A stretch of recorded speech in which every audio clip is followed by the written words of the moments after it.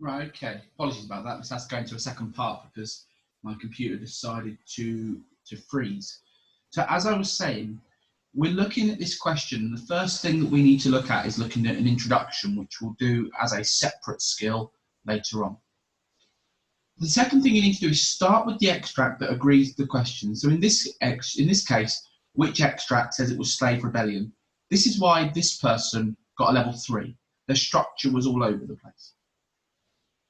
So then you start developing. So give the message of the extract. Overall, what is it saying? Quote that you agree with. How strong is this quote? Knowledge to support it. Another quote you agree with. How strong is the quote? Knowledge to support it. Quote you agree with. How strong is it? Knowledge to support it. Quote that you disagree with. Why? Explain using your own knowledge. Overall, how much do you agree with this historian's view? Give your opinion and knowledge to support this. That's your first section of this essay. Then you will do the same for the other extract. What different view does it present? If you just do these 2 bits in a conclusion, you'll probably get to bottom of level 4. To get you to top of level 4, level 5, you need to do a section on which extract do you think is the strongest and most convincing about the topic. Compare the similarities and differences between the 2, but never introduce new factors. So if these 2 sections are talking about slave rebellion is extract 1, key people, extract 2, then actually you don't need to talk about economic and financial factors and the influence of religion. You don't need to introduce factors to develop the answer. You just need to focus on what the extracts are saying. If you start going off on a tangent away from the extracts, then it becomes a lower level answer. So this person, I'm just going to quickly read through what they did. I will show you much better examples later on, but it's good to have a starting point. Extract 2 disagrees that slave rebellion were the most influential factor in the abolition of slave trade. Instead, he argues that it was more the work of humanitarian reasons. That person gives their understanding of what the extract is saying. He uses Tom Paine's book, The Right of Man, as his focus, and this led to the abolition as it forced the government to see the slaves as humans who had rights. I mean, that's briefly answering the question, but what this person isn't doing is picking out too many quotes. The humanitarian factor influenced a lot of people in Britain through authors such as Equiano, who published his novel, The Interesting Life of Olaudah Equiano. Again, a nice piece of knowledge to support their work. And toured Britain. This impacted a vast number of people and highlighted the humanitarian need for change and inspired people such as Hannah More to boycott slave products, and was also one of Wilberforce's driving force to pass the bill at the end of the slave trade, which he attempted 15 times. This shows that humanitarian reasons were a large influential factor in the abolition of the slave trade. Now, the reason this is such a low level is because it does not focus enough on the interpretations. Purely knowledge. So this should give you an understanding of what you should be looking at when you come to write your main responses to this question. You must continually focus on the extracts and your knowledge. Extracts are more important at times than the knowledge. You showing that you understand what the historian is saying is far more important to get those top levels than just giving a range of knowledge. So, this is how we're going to break it up. Now, we are going to do plenty of exam practice. Now, we've got, I think it's 5 weeks this term, which means we're going to have about 13 hours. I want to do this properly, and if it means we go into next term, that's okay. But we need to look at the 4 things, the 4 factors on why the slave trade was abolished. So we've got 3 hours to cover humanitarian campaigns. So the 2 hours today is going to start humanitarian campaigns. Then we'll have another hour next week before we look at a few extracts. We're then going to spend 2 hours on economic and financial factors, 2 hours on the role of key individuals. The key individuals is the easiest by far, and if you've got a question on that, I guarantee you that a lot of people are going to do very, very well on that question. And then changing political climate, including fear of slave rebellion. That doesn't have much on in the book. Now, this picture here, I thought I'd go back to the basics because some people might not remember year 8, because I guarantee that you would have done something along the lines in year 8 on slavery. Now, what you've got here is a map, and this is known as the transatlantic slave trade, and this is how the slave trade worked across the world. And if you notice, it started in Britain.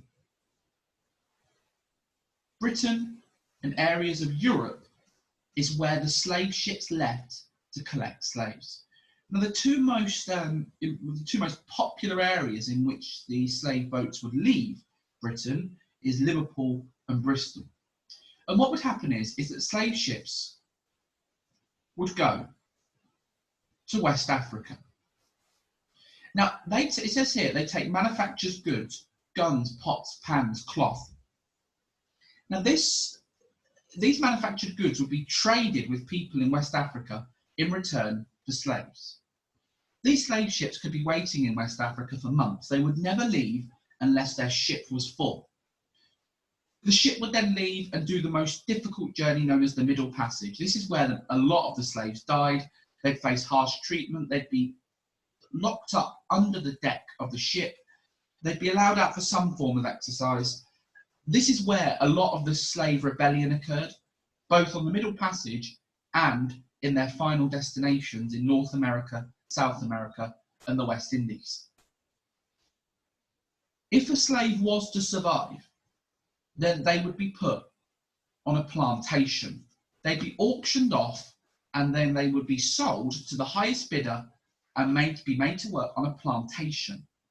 Now, this area would be where they'd be forced to work for the rest of their life. Some slaves actually had families in which they were brought up into slavery. Now, one of the most popular TV programs to watch for this, which I'm sure some of you may have seen, is Roots. If you get the chance to watch it, that gives you an understanding of some of the severe conditions that the slaves lived in, but also the slaves had to travel in. It shows you the grand scheme of things. Now, once the slave ship had dropped the slaves off in their destination of America, they would then pick up materials, tobacco, cotton, sugar, rum, and they take it back to Britain, and that would be sold to the population. Now, what needs to be understood is that many people benefited from the slave trade in Britain. And this is where people began to question the overall practice of slavery, because there were stories that were beginning to come out that talked about the inhumane aspect of the Middle Passage, the poor treatment that slaves went through on the plantations. These are all things that we need to have an understanding of. Now, for you to understand this course, it might be a good idea for you to just write a summary paragraph on what this transatlantic slave trade was. Another name for it was the Golden Triangle. The reason it was called this was because it was so profitable for certain groups of people. Okay? This wasn't on the syllabus, and it's definitely not in the textbook, but it's a good thing to have an understanding of for this course. So, as I've said, this lesson is going to be focused on humanitarian campaigns. Humanitarian means that you are concerned with or seeking to promote human welfare. You want to make humans' lives better. Now, the thing about humanitarian campaigning is that it was centered around religion. People had this concern and wanted to promote human welfare, but there was a lot of links back to certain religious groups. And today we're going to be looking at the Quakers and the Evangelical Christians before we look at next lesson on other certain groups. Now, before I go into the information, each slide, each information has a task. So just task 1, background to humanitarian thinking, is task 1. Task 2, the Quakers, is task 2 here. And task 3, the Evangelical Christians, is task 3 here.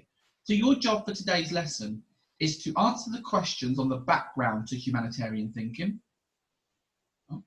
Task 2 is to create a spider diagram on the role that the Quakers played in having the slave trade abolished by 1807, including the beliefs they had and why they had these beliefs, what they did, who they inspired, and the change they brought. And then the same thing for the Evangelical Christians. Create a spider diagram on the role that the Evangelical Catholics, Christians, played in having the slave trade abolished by 1807.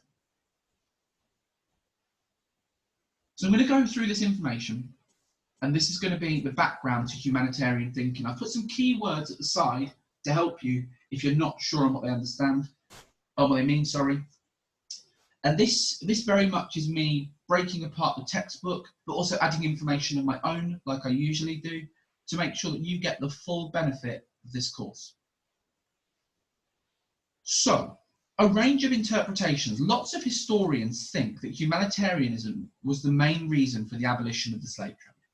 So I wouldn't be surprised if humanitarianism was mentioned in one of the extracts in The Real Thing. Many interpretations suggest that humanitarianism was the initial impetus for change. Well, what does that mean? I'm just going to add this over here. If it means it was the initial impetus, it means it started the concept of change. So a lot of historians believe that this concept of humanitarian thinking got the ball rolling. It got people questioning the slave trade. The role of humanitarianism is seen as an orthodox interpretation for abolition. It means it was handed down from religion. Concern for people's welfare. Now, this is important. The slave trade didn't just get us worrying about people randomly.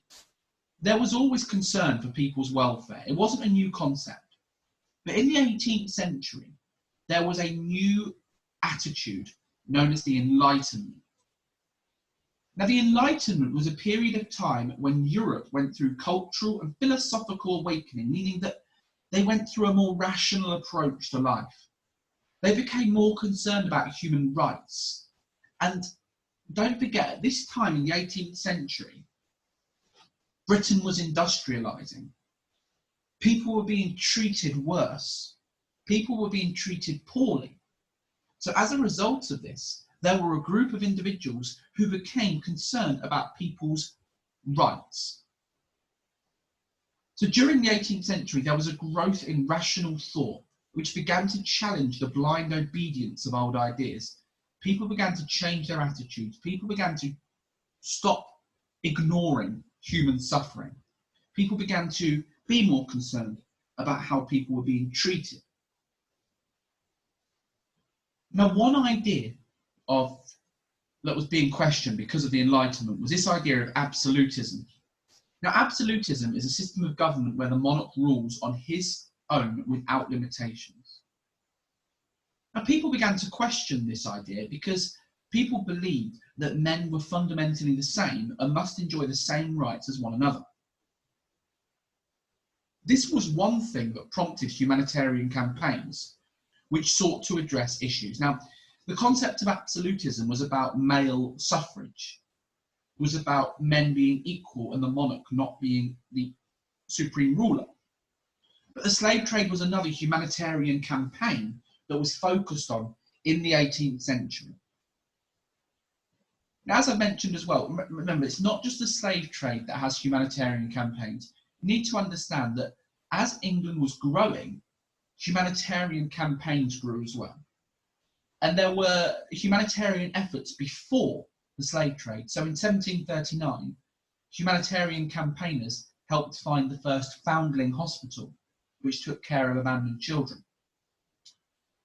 As the Enlightenment developed, the norm became caring for people. And there were groups of people who used their humanitarian thinking to be able to change people's lives. So that's a background, but this last bullet point is very important. The slave trade humanitarian thinking began in the 1780s, first by the Religious Society of Friends, the Quakers, in 1783, and then by a group of similarly minded people who called themselves the Society for Effecting the Abolition of the Slave Trade in 1787.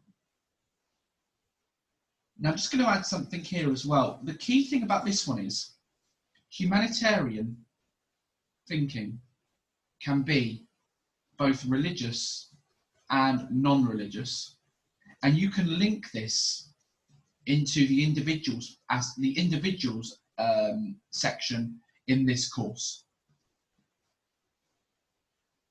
So you've got your task 1 information. There's a range of there is lots there to get your head around. But the key thing is that you must understand is that we were going through a period of enlightenment. People were beginning to develop their way of thinking.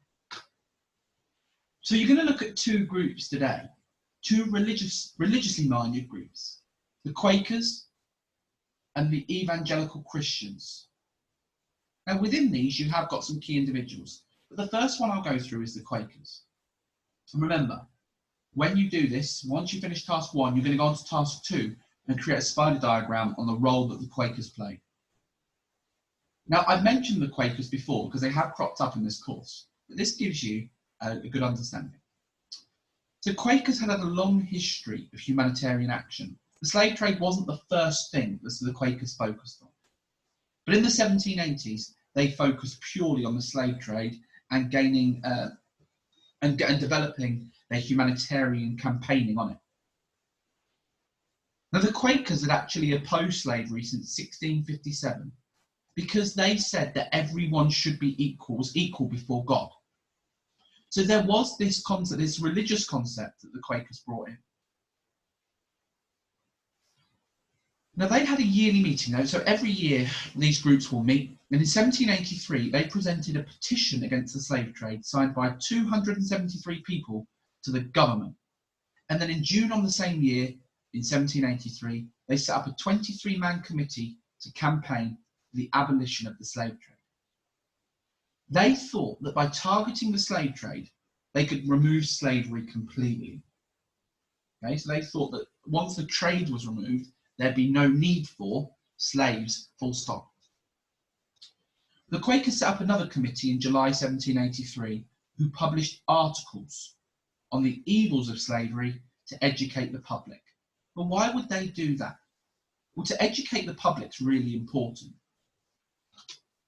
Educate the public links to the new enlightened way of thinking. This will hopefully gain support in the long run. It's important that we understand that. In their 1784 pamphlet, now this is written, it is quite a long name, The Case of Our Fellow Creatures, the oppressed Africans respectively recommend to the serious consideration of the legislature of Great Britain by the people called the Quakers. That's a very long pamphlet name.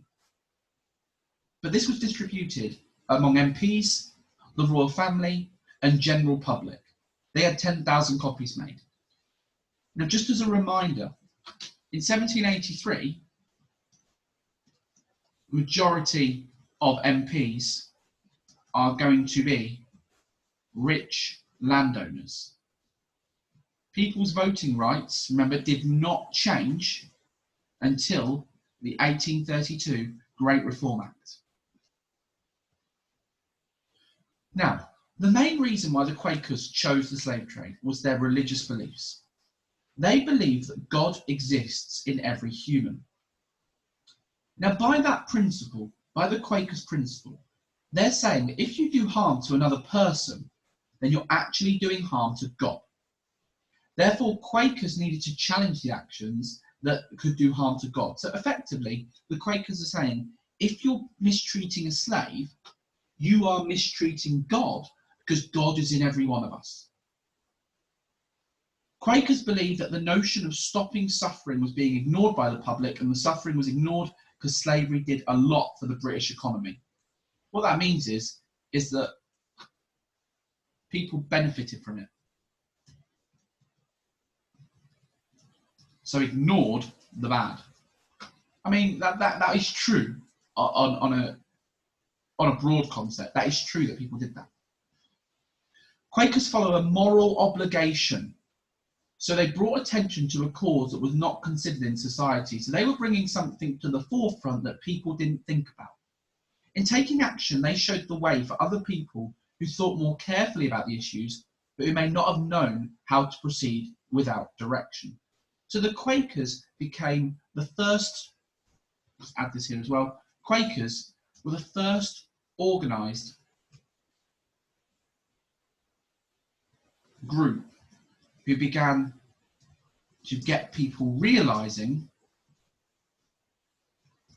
the issues of the slave trade.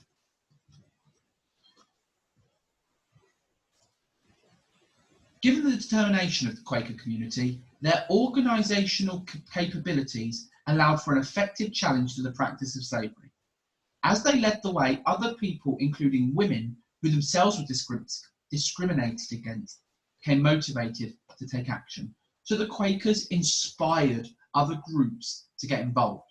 Other groups who also felt discriminated against, the Quakers stood on their side. The Quakers told them about the slave trade.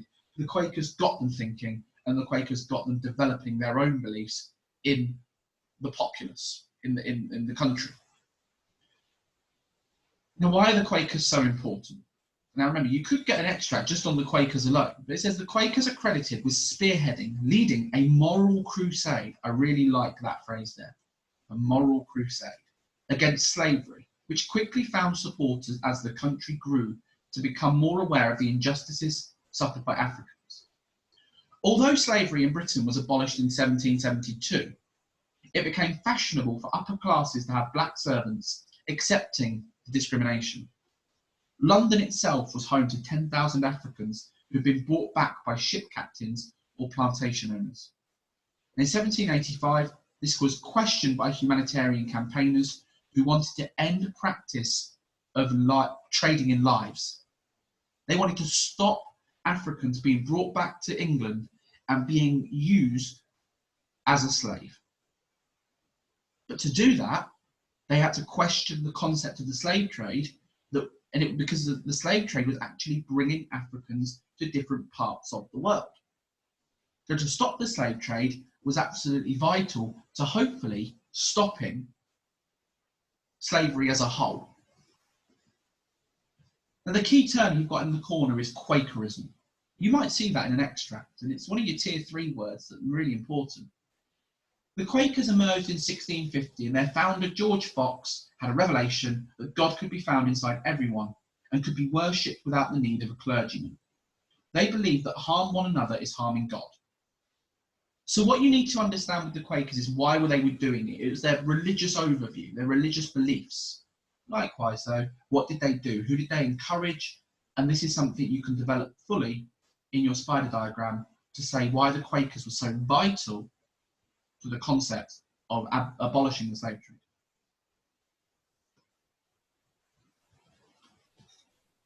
But the last one for this lesson for you to get your head around, because I don't want to give you too much information at the start of this course. The Evangelical Christians. And again, it's based around religion. It's a little bit more complicated than, I think, the Quakers. The Evangelical Christians were part of a multi-denominational faith who believed in the strength of repentance, showing regret or remorse as a means of salvation, removing sins. They believed that showing regret is a way of removing your sins. This belief promoted the importance of turning away from sin as the only way to reach heaven. Basically, Evangelical Christians believe don't do bad things. Evangelical Christians believed the only way to reach heaven was to turn away from bad things. They put a lot of their focus on the practice of the slave trade. I mean, I say it's more complicated, but I think actually it's quite simplistic when you think about their overall messages. Don't do bad things, and you won't go to hell. Now, there were some key individuals that worked within the Evangelical Christians. The two main ones are here, Granville Sharp and Thomas Clarkson. Now, it says here, among the key individuals were Granville Sharp and Thomas Clarkson, each avidly against the practice of bonded service. Now, bonded service might be a phrase that you see in an extract. It just means slavery. Bonded service is basically people who are forced to work for someone, and service could be seen as work. Now, they were against the practice of bonded service on the grounds of moral outrage and the inhumanity of the slave trade. Sharp was an experienced campaigner, while Clarkson was converted to the cause after writing an essay about its practice. Now, what Clarkson did was he interviewed 10,000 sailors who did the Middle Passage, and he found out about the treatment of the slaves. And this, he wrote an essay competition in 1786 at Cambridge University. And after the essay was translated into English, it was widely distributed across the country. As campaigners, evangelical Christians were determined. Their faith required them to spread their message of repentance, and as a result, they were practiced in public speaking. They were very strong public speakers, and they were very willing to do it to spread their message. Clarkson is credited with encouraging MP William Wilberforce to join the cause and get Parliament on their side. Wilberforce was an evangelical Christian and was a fine speaker. Now, obviously, it's important to have an MP on your side because they can have the laws passed in Parliament. They can get people on their side. They will get people listening to them who probably will ignore the bog standard speaker outside of the Houses of Parliament. The efforts of Wilberforce and Clarkson were vital to the eventual abolition of the slave trade. They were fueled by their faith. And this is important.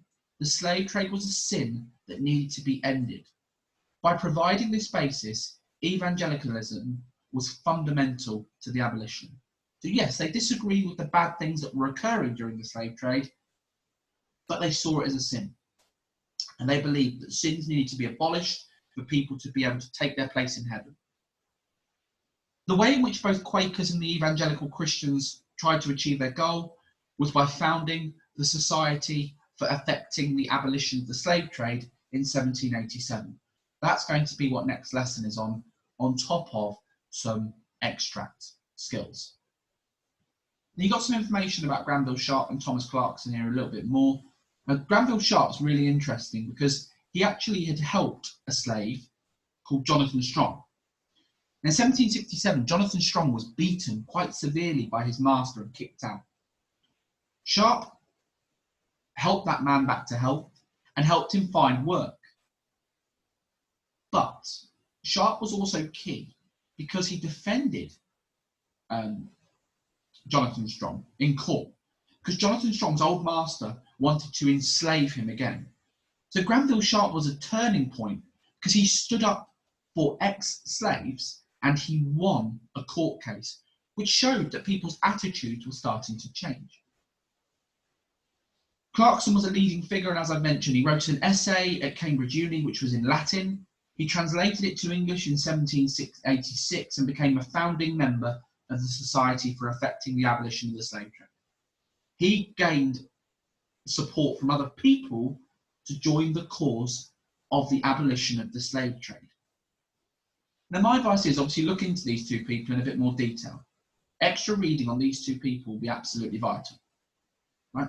And in the revision guide I gave you, there will be extra reading. And if you need those books, just let me know and I'll see what I can do.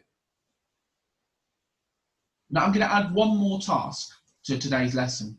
Task 1, Task 2, Task 3. And then Task 4, because you've got 2 hours today. Task 4. Make a similarities and differences grid on the Quakers and evangelical Christians. How are they the same? How are they different? Okay, that's really key that we understand that. So the 4 tasks that you're going to do today. Using task 1, answer the following questions in full sentences. Then create a spider diagram for task 2 on the role that the Quakers played in having the slave trade abolished. And then the same for evangelical Christians for task 3. And then task 4, make a similarities and differences grid on the Quakers and the evangelical Christians. That's the first part of humanitarianism and religious influence. Next lesson, we'll look at in a bit more detail on the society that was created, and then we'll look at in a lot more detail at extracts to help us start picking them apart.